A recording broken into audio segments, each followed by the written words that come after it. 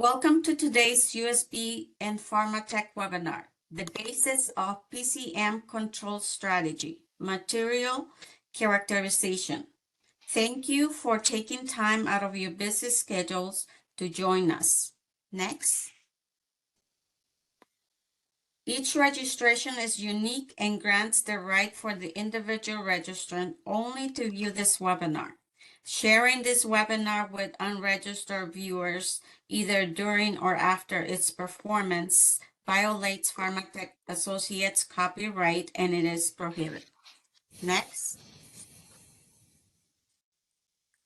If you have not already done so, we ask that you take some time to read the Pharmatech Associates course disclaimer. You can download this presentation, including the disclaimer, from your USB education account. Please follow the instructions in your confirmation email to download the presentation. Next. Presenting today is Richard Steiner, Practice Lead at Pharmatech Associates, and Atul Dubey, Senior Principal Scientist at USB. Welcome both. Yeah, and welcome to everyone out there. So I'm pleased to have my colleague Atul Dubey from USP with me today. Hello, Atul. Hello, Richard. A little sound check for the beginning. And Atul is expert in continuous manufacturing, supply chain resilience, and myself. We are very excited to have this webinar together for you, and we talk about control strategy and what this has to do with material characterization. Let me start with some basics. Of course, we know batch processing. We know that unit operations in a batch process are interrupted. So you have intermediates which are carried from one to the other unit operation.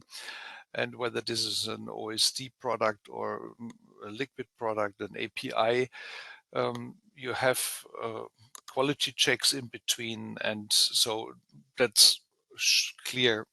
Then oftenly asked, what is the difference to continuous manufacturing? Here you have basically the same unit operations, but they work one in the other and together. So you couldn't say that each of these unit operations is a highly sophisticated operation and process.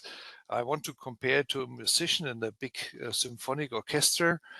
And this has to be orchestrated, of course. And for this, you need a conductor. Which some may say, okay, that's an automation system on top of your unit operations. But yeah, where's actually the control strategy living? And the control strategy in this picture is basically the sheet notes and the sheet music, which describes what is intended to play. But we all know, and it's particular those who have implemented continuous processes in real life, that it is quite an art. And to conduct such an orchestra needs a lot of knowledge and understanding in between. And this is what we want to talk about today, Atul and myself. But yeah, Atul, let's start with some basics for our audience. Before we do, I like the musical analogy there, and I can see you're a musical person. You said a couple of words which got me thinking.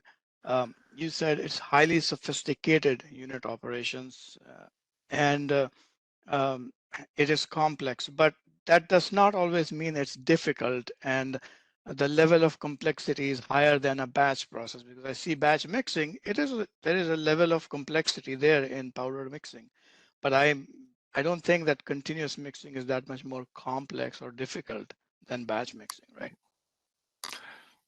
Okay, yep. Sure. So yeah, control strategy is a very, very important topic. In fact, we have published a technical guide last year on control strategy, which has been downloaded in over 40 countries now.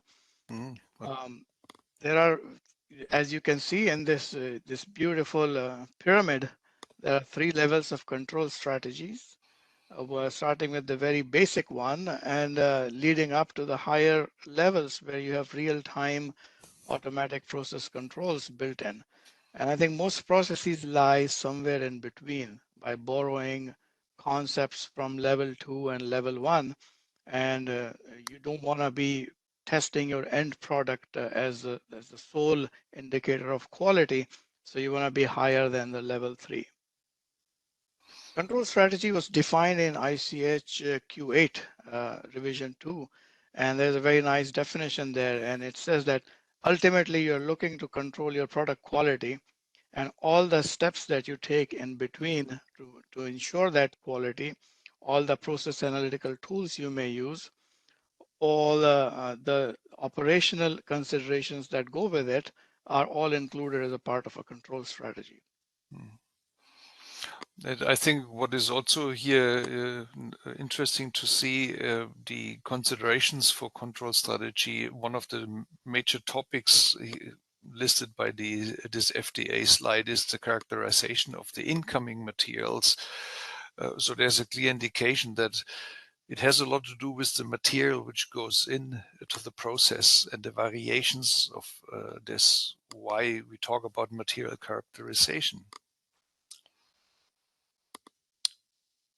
Indeed.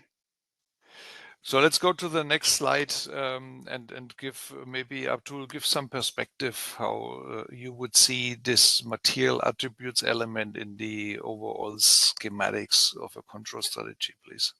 In ICHQ 13, we define a control strategy as containing four major elements, and material attributes is one of the most prominent ones in that.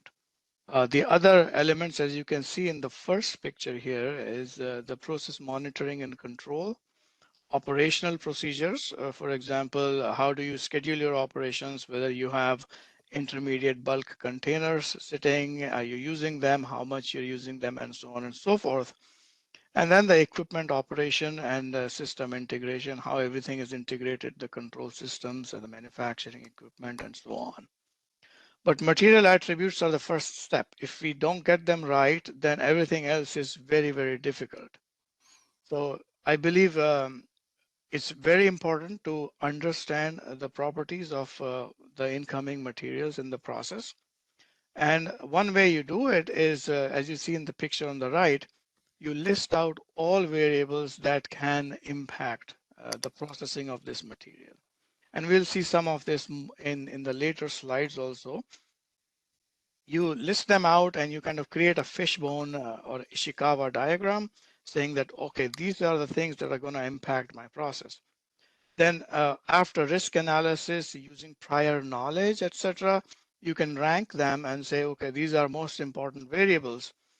Once they're linked and ranked, you can go for a design of experiments and understand the interplay between them and their impact. And that eventually leads to this enhanced process understanding and development of a control strategy.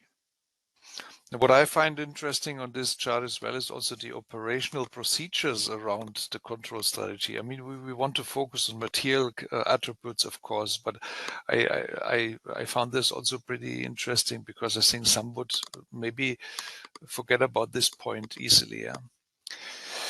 Okay, let's have a view to a little chessboard and to give also some perspective to why I mentioned complexity earlier in the start of this webinar. Very simplistic, you have material handling, you have dosing, blending, and some would say mixing, dosing, mixing.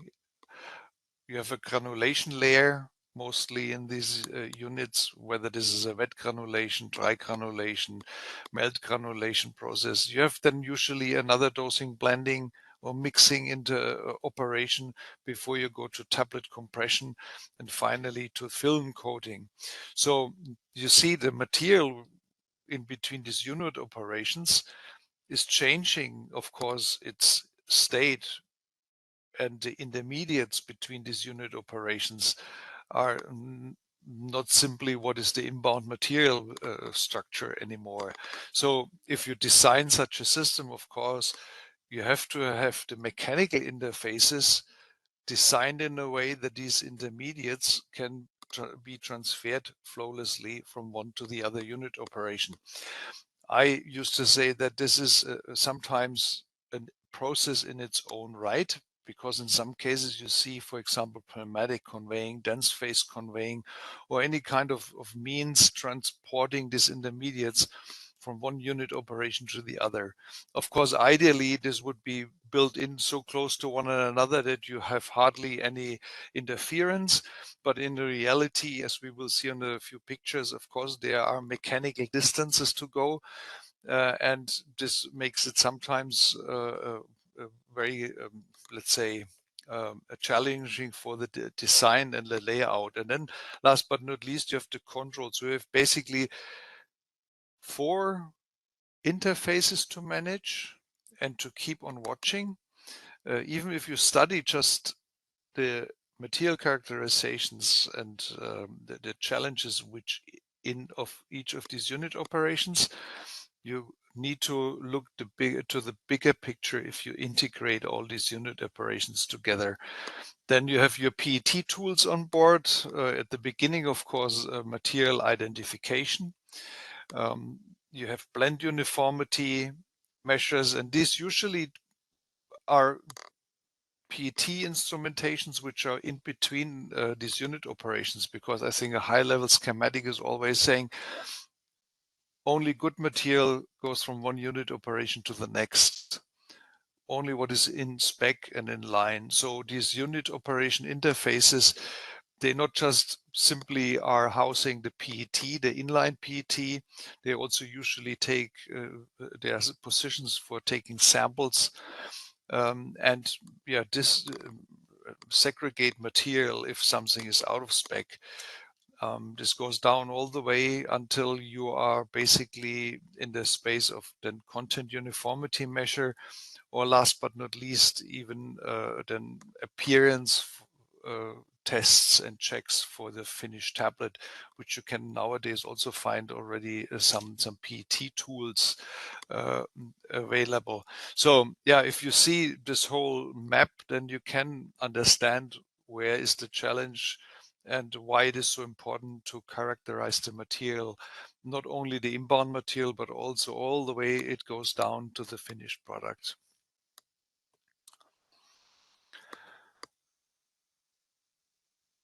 Let's go to the next chart. Yeah, so Atul, I think you also have seen those in the real life. Did you? Yes, so both extremely well maintained and well designed configurations in both famous lines. Yeah, they're kind of lighthouse installations in the market, if you will. And I think why we've put these both photos into the slide deck is, of course, to give some more idea for those who haven't seen systems like that. So this is exactly what I showed on the chessboard before. Now you can see it in a bit more real life, and you can also then understand why sometimes also dimensions or if you have multi-level installations, for example, can provide some challenges. Yeah, two things strike always when I look at these is that the space savings, how much smaller the whole manufacturing line is. And second, that you can see some unit operations that are still in batch, and it is perfectly fine to have batch unit operations like drying. Mm. Yeah, we talk about this kind of, it's getting also more and more prominently discussed, this mini batch processing basically. And here, if you look to fluid bed dryer or so, you usually have buckets of material and you can define them as mini batch. And this is basically leads to my next chart. So continuous flow or continuous manufacturing does not necessarily always mean you have a continuous flow regime. So in particular in material handling or in the inbound section, you have sometimes mini batch processing or buckets of material who are going in. So you have a discrete flow and the plug flow principle. Then dosing blending in the most of cases nowadays is a loss in weight feeding and a continuous dry blender. So there you have a real continuous flow regime. On wet granulation, as just highlighted for the, in particular for the fluid bed drying, you have segments and you have again discrete flows, and then you consolidate discrete flows into the next level before you go to the tableting machine. So you see a mix, and so that's a prominent question, Atul, saying, oh, is it possible actually to mix this in a hybrid control strategy, or what is the suggestion in your point? I think the definition of continuous manufacturing that was put together in ICHQ 13 was that you have to have two unit operations connected together that work in a continuous mode. And outside of those, you can have any number of unit operations that may be batch or continuous. It is still considered a continuous manufacturing process. So this all depends on the convenience and the ability to handle that material. So if you need to use batch unit operations, it is completely acceptable here. I see some PFR and CSTRs in here, and it reminds me of my early days in graduate school. For those who don't know, PFR is a plugged flow reactor where you assume the entire set of material moves together through the process, while a CSTR is a continuous stirred tank reactor where material is coming in, it is getting stirred. In a case of a reaction, there two reactants get to see each other as the material is stirred, and then it exits out of the reactor. And thanks for this reference, because this leads to the next slide as well. So if you have a continuous flow regime, I think it's very common nowadays to use residence time distribution models to predict or to work as a predictive model. And I think there you also have been working on a guideline for this kind of technology, right?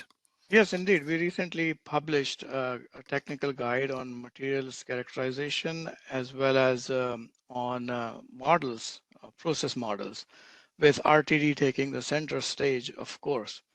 And we've also published two or three peer-reviewed articles on RTD in collaboration with Rutgers University.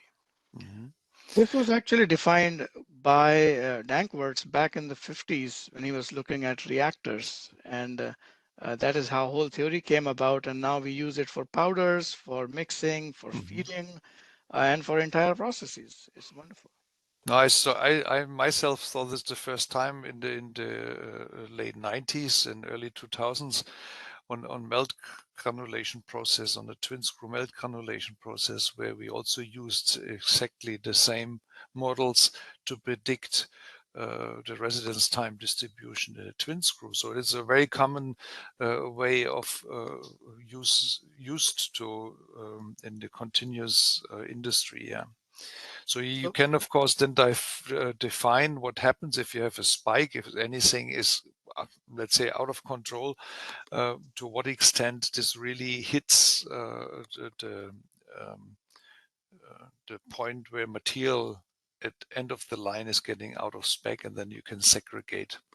so essentially, for those who are seeing this for the first time, I would say that to characterize residence time distribution, essentially we put a tracer in the beginning of the process, and then we look at how that tracer spreads Mhm. out during the processing and how it comes out in the output of that process, how it is distributed.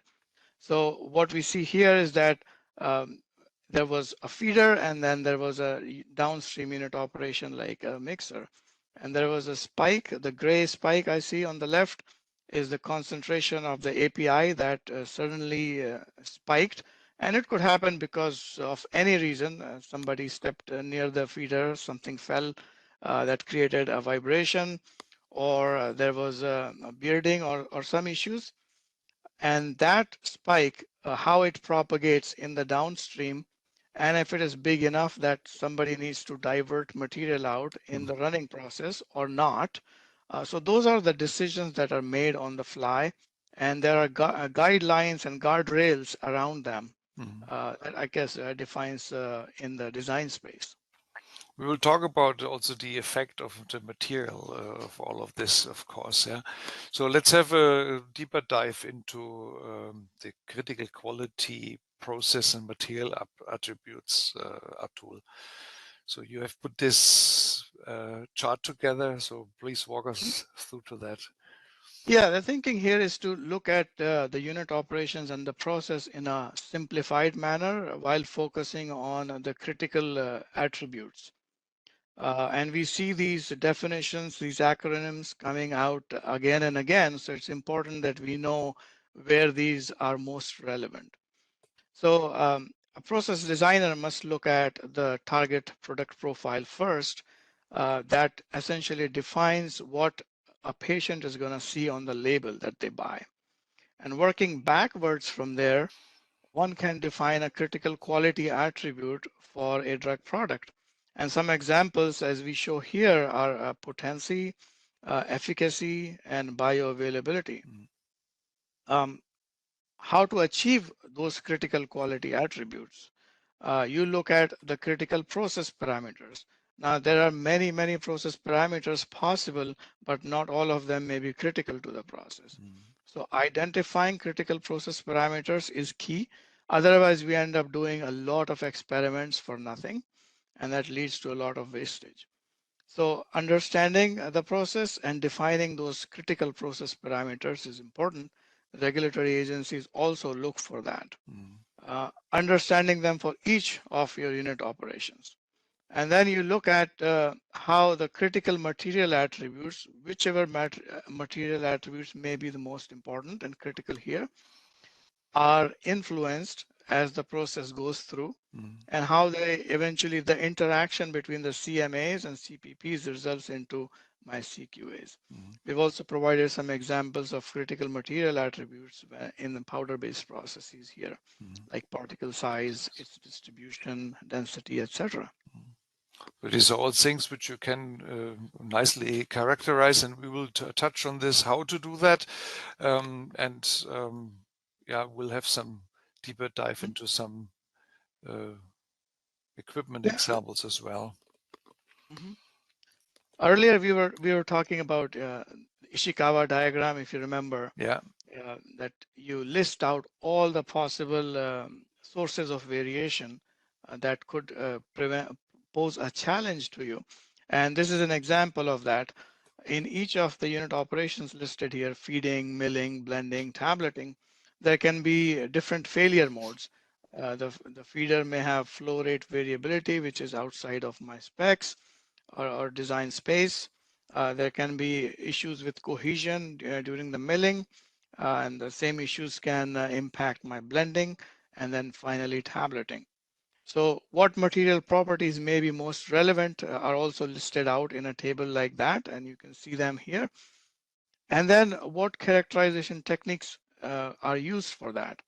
For many of these techniques, USP actually has several general chapters, for example, for shear cell methodology, for measuring powder density, etc.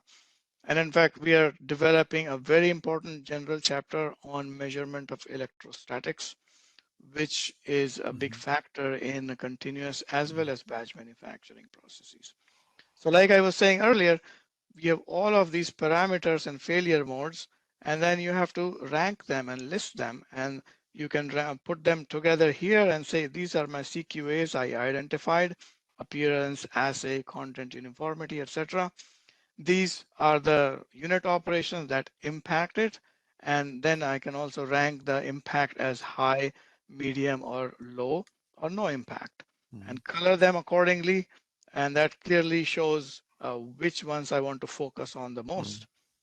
And this is an important technique often used also by regulatory agencies. I think this is a very nice, let's say, guideline for those who will go the first time in such a venture. And I think even if we say, okay, it's easy, it's possible, but it is some work to do. And for those who are going this the first time, of course, this is some challenge we have to confess. Yeah. So now let's talk about quickly a bit of equipment. So you see here in this overview a few of the well-known feeder brands. And loss in weight feeders in this kind of setup are very important, not only because of the material has to get through to them. So the material needs to be capable and willingness to get fed by a screw and uh, by such a device. But also in the overall control regime, we have to say basically the loss in weight feeder is something like the heartbeat of such a Conti system. Yeah, so it is going back to my conductor example. Um, when you have a loss in weight feeder in a control strategy is a bit like a master, and all the other unit operations are following this as a servant. Yeah, so you have to understand this device very much. And I also not getting tired to mention that the loss in weight feeder is a great PET tool. Yeah, would you agree to that as well? Indeed, what I'm seeing here is that you have a hopper, you fill in material in there. Under that, you have a horizontal screw that rotates and kind of conveys this material out. And I can imagine if I have dry salt, nice and granular, small particle size, it will be easy to put it through. But on a very humid day, the salt doesn't really want to flow, and it may not want to come out even if I rotate my screw. Mhm. So I guess that analogy applies to pharmaceutical materials a lot. Yeah, and this is very interesting what you're saying. So this makes now clear why also the room conditions and everything around the system is critical for the control strategy too. Because again, if you say you do not have the environment controlled well enough, of course, this changes with the weather. You can see problems, and I saw this also with my own eyes. Yeah, if you are not diligently control the humidity or something like that, it can cause effects on your process, and you may wonder why you see these effects to certain times in the year. Yeah. So and here this is just some examples. We will see some more disastrous examples a little bit later as well. But so yeah, fishbone diagram has been mentioned multiple times, and this is how it could look like. I just wanted to highlight the material section. And which of those would you say, Abdul, from your experience, are the most challenging or the most important, Um, if any to highlight? Now, all of them are important for sure, but measurement of density and sizes is well established. There are great tools available to do that. And like I said, guidance from USP is also available. Um, but the more challenging ones are cohesion and adhesion to the walls Mhm, that can make or break a process.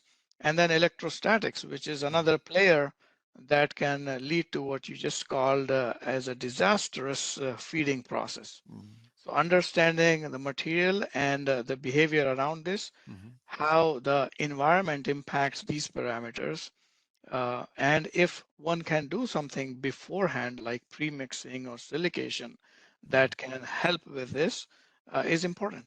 mhm. And it's another nice case of what I earlier mentioned. If you just see a feeder isolated, these are the challenges. But what I think is important to also give to the audience here, to the participants, is do not underestimate if you put, let's say, blender and feeder together and you have some airflow through to these systems. Do not underestimate also these connections between the systems and what this can have an impact on one and the other. And just to name a few. But for those who haven't really analyzed a loss in weight feeding process, just to uh, for educational background. So loss in weight feeder means you have a gravimetric mode section where you have weighing balances, these weighing balances measuring the loss of weight in the hopper over the time. And then you have what is called a volumetric mode. And this is most of concern of everyone saying, oh, because when you refill, you basically, the screw speed is set fixed for this moment, and this refill interruption is of course important to know the effect of it. For some solutions, this can be longer. For some other technical solutions, it can be shorter.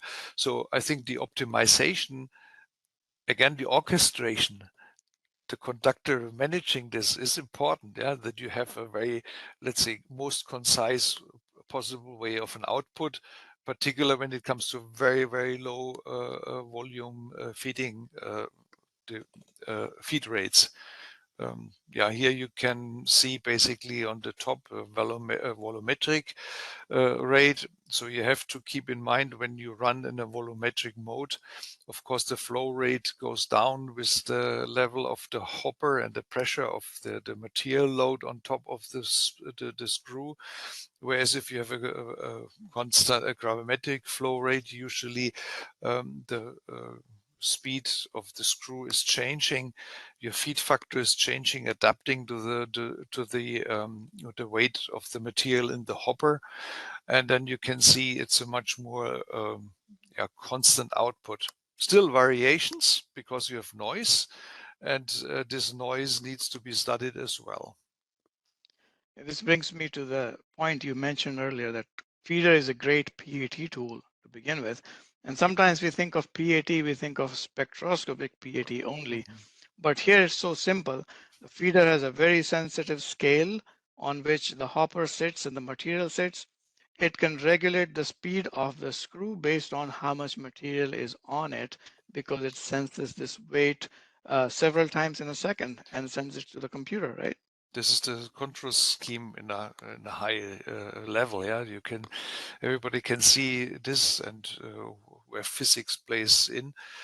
Yeah, exactly what you're saying. You have the load cell who is measuring basically the weight, and then the change over time. So this is the relation to the bulk density. This is why these devices they're really sensitive enough to identify changes in the density to an extent that you even can see sometimes if the bulk density is changing from inbound material.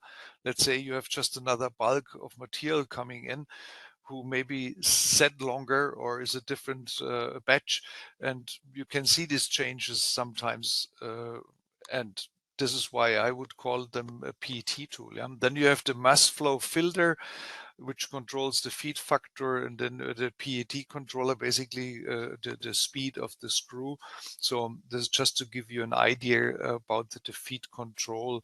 And I think this is one of the few built-in feedback loops you can see on continuous manufacturings today already So existing. essentially, I cannot just pick a scoop of powder and put it in a running process and say, "Oh, it's all good." The controller is not going to like that. I see.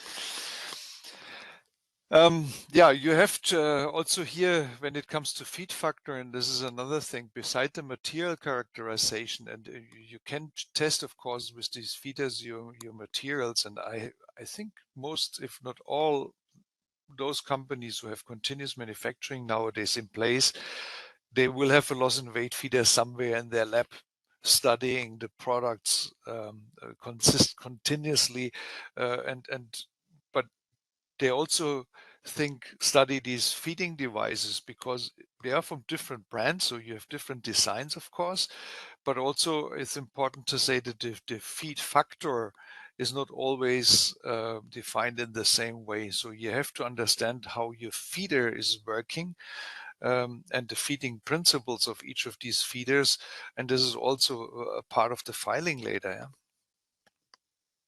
So when in my graduate school days, we were looking at very small scale lab batch blenders like a V blender, and then looking at the scale up into a pilot scale or even to a manufacturing scale, we would need to consider these factors like the increased amount of powder that's there in the bigger blenders and the movement of that. Mm.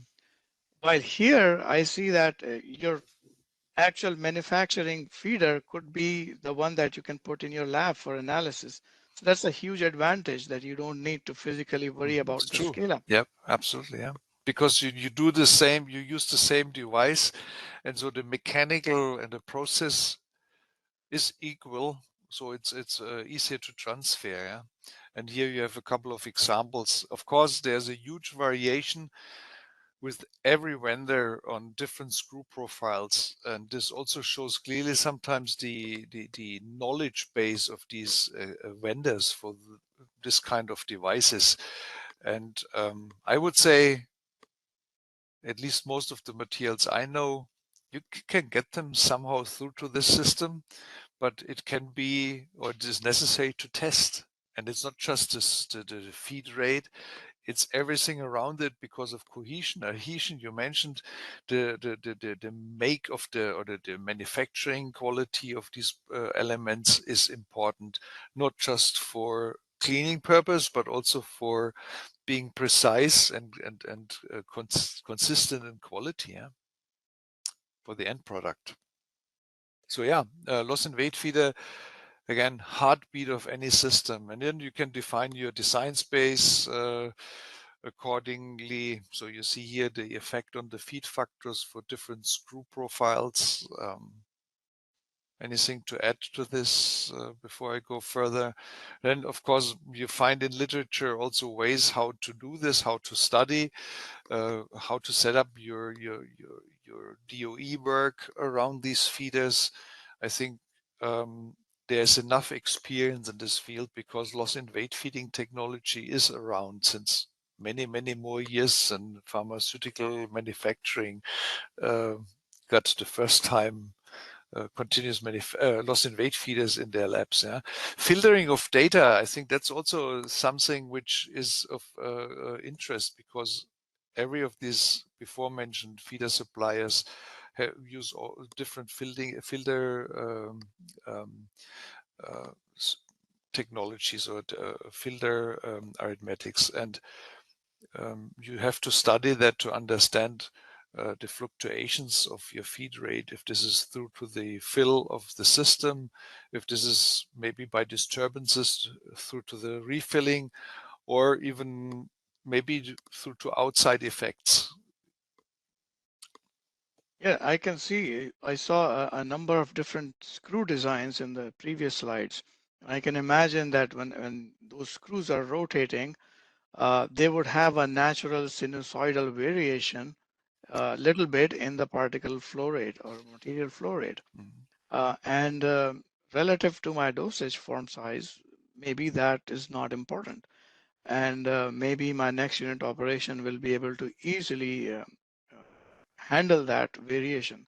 And I Mhm. guess that kind of averaging is important, that you don't worry about things that are not Mhm. going to impact the product quality. And yeah, this then, let's say, goes also into the refilling. I think the refilling, as shown earlier, you want to make sure that the volumetric parts or the interruption of your gravimetric part of the loss in fading is not interrupted too long. But of course, you have to design it also with the capacity these devices have to deliver. So you find consequently also different solutions for that, and you have to study, you have to see whether this is a rotary cell or this is a bucket who is refilling quickly, or there's maybe another volumetric but bigger dosing system on top who is refilling the feeder. The volumes of each of these sections, the hopper volume corresponding to the throughput capacities. These are all things you have to study, and they're all highly dependent on the materials as well. Even the form and the design of these hoppers in some cases are important and different from product to product. And then you study the deviations. You just want to make sure that whatever you can see as effect is not dramatically changing the performance of the loss and weight feeder. Yes, this reminds me. One of my good friends, he actually used this topic as one of his dissertation, PhD dissertation topics, and he did a deep study on the impact of refill on feeder performance. But also to put in context, a process could have 2 to 5 different ingredients being fed in with multiple feeders. So each one of them may need a different type of refill mechanism. Mhm. Some materials you use very little of, some materials you use in bulk. Mhm. So it is important to know how it fits into your overall supply chain, overall manufacturing execution system, that you install these things, how you refill them, how many Mhm. bags come in, from where they are coming Mhm. in, and all of those things, Yeah. because that eventually impacts the feeder performance. No, I mean, I even saw control strategies in reality where you do not have automatic material handling and refilling at all. So you just do the batch with one filled hopper, basically, or maybe one bin. If you have a small batch size and a very low dose product, this might be sufficient, and you don't need necessarily an automated refilling. Yeah. Let's go to the next step. Which is the blending or mixing devices. And then here you see basically two groups nowadays. You have the mini batch blender on the left side. You see the Gerica and the Syntegon. The companies who providing this kind of technology. But by the way, this is not comprehensive. There might be more. It's just um, so from my collection of experience. You have then the typical screw blenders. Either they are horizontal or with angle decline. But this is principally the two things you might find.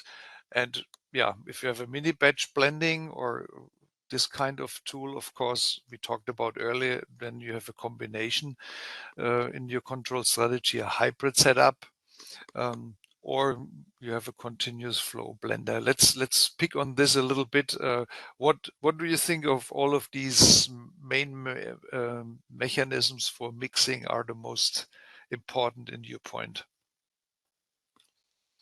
of So view? what we see here is a horizontal impeller based blender, wherein two powders come in from one end on the top.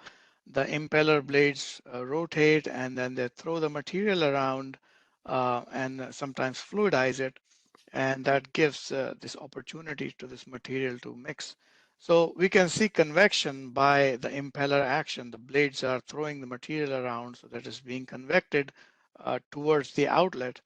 There is dispersion, as in the material randomly moves around.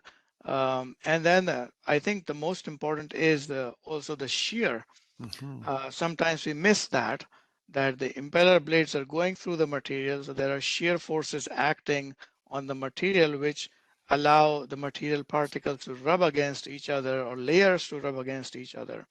And sometimes if we have um, materials like magnesium stearate for lubrication, uh, amount of shear that we impart to the material is extremely Hmm. important to know, because over lubrication is a challenge, and it can make your granules or tablets hydrophobic in the end. That can lead to dissolution challenges. Also, And too much shear can lead to a deagglomeration. Yes. how you study that? How you study this kind of effect? Um, Primarily, there is no way around doing some experimentation. You have to learn how the equipment behaves, how the material behaves in it. But there are also modeling tools that one can deploy that can reduce the number of experiments you need to do. Mm. And modeling tools can be mechanistic, like what we see here is a discrete element model where two simple powders are put together and impellers rotate. And there is a lot of mathematical partial differential equations solved at every step. I used to do this research a Yes, I while saw ago. your name. I saw your name on that. Ah, This okay. this this is why I showed it. Yeah. So one can look at the impact of the design. For example, if you have a weir in the end, if you're stopping the material outflow so that it gets more chance to backflow into this mixer and get more chances to mix, then you can characterize this by the number of blade passes a typical piece of material may Mm, feel, mm, impact of rotating the blades, at 80 RPM versus 250 RPM and so on. So I guess there are modeling tools that are there. Absolutely. And here again, another fishbone. And let's look again here to the material attributes. You say shear sensitivity earlier. So this is why it is also shown on this fishbone, I assume. Yeah. Yes, that and like any propensity to agglomerate on its own, um, or a hydrophobicity, and there are some other characteristics like that. Okay, if you in a nutshell summarize what a blender is there for, it's of course mixing, blending, but also I think to remove imperfections as a low pass filter, basically to the loss in weight feeder. And I think if you optimize such a process, you look of course for the lowest possible RSD residence RSD within a minimum hold up mass. Hold up mass is also such a word which you hear oftenly if you characterize a blender. So this hold up mass, tell us a little bit, is this dependent on the material? It does, and it also depends on how fast you rotate your blades. It depends on the design, if you have a veer or a stopper, or if you tilt your blender upwards. That is also done to create a certain level of mass holdup. So you can, of course, you need to study the impeller speed, blade configuration to find out what is the right setup for your product, and then you create basically this kind of overviews for materials. You see here a couple of materials mentioned, and this is what you study basically in your material characterization and the equipment characterization part of your work. Yes, you can create these kinds of maps, and that make it easy to see what would happen if my blade speed kept going up. For example, if the demand goes up and I really need to produce more, can I just spin them faster and produce more material? So it's important to know what can happen if I do that, or if I increase or decrease my flow rate, depending on my output needs, what may happen, and so on and so forth. We have these nice pictures here about disasters which can happen, and yeah, I think it's of course one is forming rat holes, or the other one is bearding. These are very prominent cases, and I think this is what a lot of people are concerned. Yeah. So to what extent do you think equipment design and the setup is important to tackle those problems? Yeah, but I also want to mention that these may be extreme cases and designed to look like that, not to scare anybody into thinking that using a continuous mixer is going to give me this, and I have to figure out ways to take care of that. No, it's not the case. But these do show that what could happen if we do not understand our material, if you do not understand what the screw is going to do to my material. And if I do understand that, I can take steps prior to putting it into the feeder that will help me mitigate these risks. Mhm. So rat holing is essentially the screw is rotating, the material is sticking around, there's nothing flowing out. While bearding, material does flow out very well, but right at the exit, because of electrostatics, it is sticking to each other, sticking to the outlet of the feeder, and is creating these large chunks like frozen snow. And then when they become big enough, they could suddenly fall and they would go into the next step, usually a blender, and that would create a spike. Now, if the blender is well designed and these avalanches are small enough, the blender may be able to take care of that. Mm. So it may not really be a problem, but it's good to know and understand this a priori. Of course, you have to take action here that this kind of accumulations are not happening, in particular if you have low dose applications. Yeah. And yeah, here's another example for how to study a combination of feeder and blender in interaction. Yeah, you set up this test rig, you give a pulse, you study the result of this, and Yeah. yeah, you create basically Concentration profiles of yeah. API using PAT. Yeah, the easiest way I can think of doing this is that if I have a running feeder and a mixer, I take a hammer and I bang that feeder, and the feeder is going to just create a big pulse. Yeah, but it's this is nice what you're saying, because in some cases um, you can even see on the feeder the disturbance if somebody closes the doors, yeah, Yes. in the room. And then so you have again the effect also on the feeder to the room, vice versa. So you have to not just consider the design of the equipment, but you also have to consider very much the place where you put this equipment in. It's highly sensitive. Even vibrations can have an effect. Yeah, so I think in the being conscious also about time, um, we walked through a little bit to one of the most important elements of a Conti system. This is always this dosing blending section. Of course, there is more, but I hope that this already gives an impression about the importance how to study your material on the way through these unit operations. And then if you go to quality by design, PT and RTRT applications, it gets even more important. You have to have inline PET tools. I saw already somewhere a question about the control, where is the QC testing happening in a process like this. Of course, if you take samples, you can do some QC testing offline, but the material goes quickly through. Yeah, so this is why I think inline PET sensors are very crucial and important for any kind of a control strategy for continuous process. Just highlighting here very prominent ones like blend uniformity or moisture measurement, and respectively the PET technologies for those applications, and what kind of critical quality attributes are impacted and measured with this. I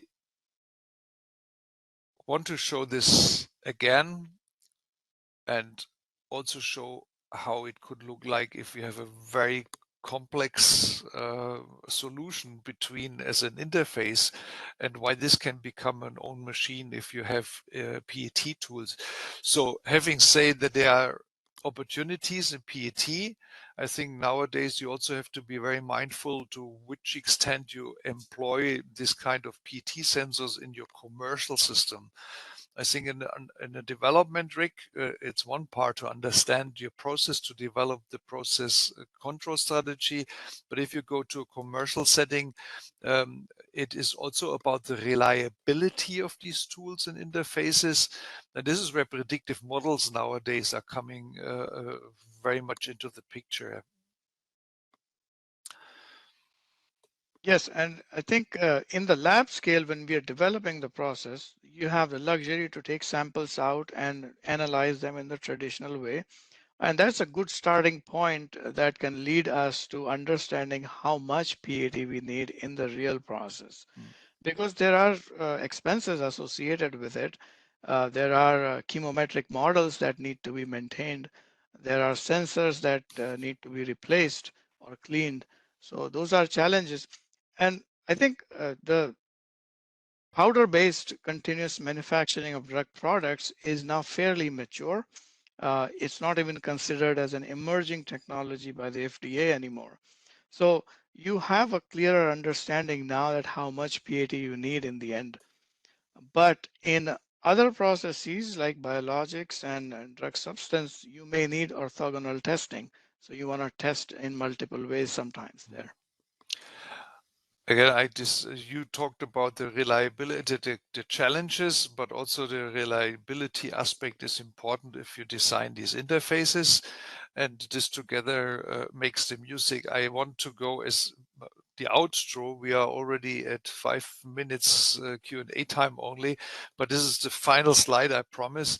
So in the outro, I want to get back to the first slide where you have these unit operations working into one and another. I think the SCADA system basically takes over as the conductor.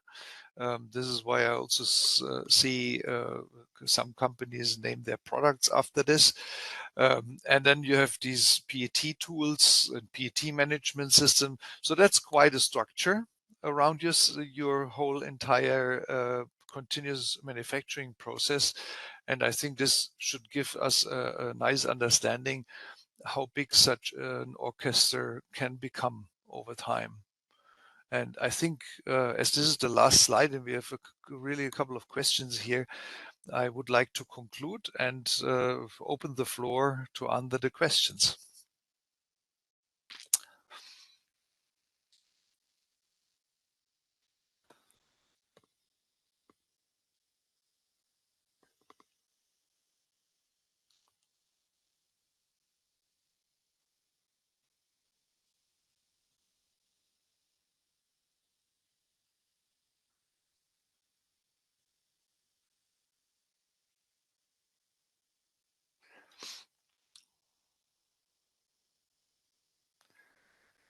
Okay, here this is on the side. Can you see, Atul, the questions as well? I am trying to figure out how to find it. Could you advance to the next slide? How about that? There we go. Okay, good.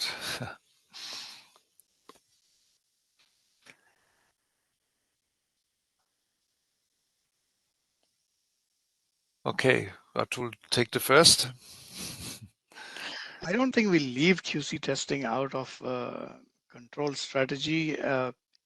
We assume that the testing has been done to sufficiently evaluate the process analytical tools that are being used to qualify them, their usage. And those tools are the ones that are telling in real time the state of the quality of the process. So, and it's not that you can run 24/7, 365 and just blindly trust the models and methods that you've put in. You still want to take time out and still want to go back and check from time to time in the traditional ways.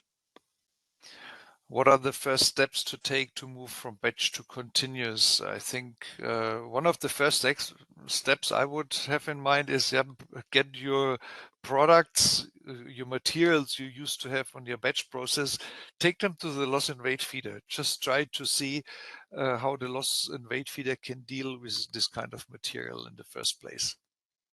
If you get through to that, you will get it through to the rest of the equipment as well. I think even the step even before that is to come to webinars like this to get a first sense of what this is about. And we also have a continuous manufacturing knowledge center, which is also free to use and participate. And several experts answer questions over there. It's a growing community. So, and then there's conferences and other meetings that happen from time to time. I think going there and trying to understand how others are doing it is the first step to starting the learning process. And also, of course, you can reach out to experts like us. Yeah. And the other question, I think we have answered the top one. The next question is raw material suppliers are offering now tailor-made products. What is the benefit that comes with those products? I think what I see so far is that big part of this is having easier flowable material. Yeah. So that's maybe one of the benefits. It can be co-processed products, not limited to that, but this is what I see. I think if you develop a new recipe, it's really worthwhile looking into this new kind of raw materials, which might help you to skip typical other excipients you have seen so far in your recipes. Yeah, and that relates to also supply chain resilience. At USP, we think a lot about supply chains, about what materials are available in what parts of the world. And sometimes these kinds of materials and suppliers, if they are near you, that can change the Mm. economics of manufacturing. I think that the other question here is also very important. Companies redefine the recipes. If so, how? I think is of course first of all not just testing if it works, but it's also a question of the business case, yeah, for those products, and whether these are filed products, and yeah, what is the business case around the implementation? Yeah. Yes, and there's definitely going to be regulatory scrutiny if you are Mm. changing your process from batch into continuous. So sometimes people think that if this we are going to go through that level of analysis of process development, might as well use different materials now, so which make it easier for us to work with, Mm. because eventually we have to justify the use of the Mm. new materials.